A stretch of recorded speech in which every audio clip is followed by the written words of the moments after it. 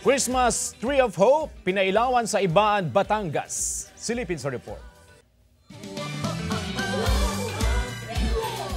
Mga naglalakihang Christmas ball, candy cane at mga regalo ang bumalot sa 20 talampakang Christmas tree na pinailawan sa Ibaan, Batangas. Tinawag nila itong Christmas Tree of Hope. Layon ang taunang pailaw na mapasaya at mabigyang halaga ang mga residente sa kabila ng mga pagsubok na kinaharap ng bayan.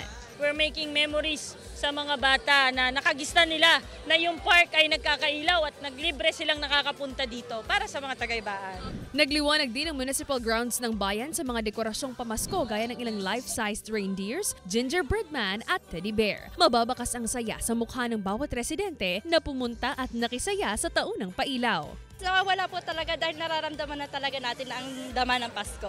Nakakatanggal stress, masaya. Bida rin ang mga dekorasyong gawa sa pinagmamalaking produkto ng bayan, ang Habing Ibaan. Laking pasasalamat naman ng mga maghahabi na patuloy na nakikilala ang kanilang produkto, hindi lang sa Pilipinas kundi maging sa ibang bansa. Kahit mahirap, patuloy lang ang habi!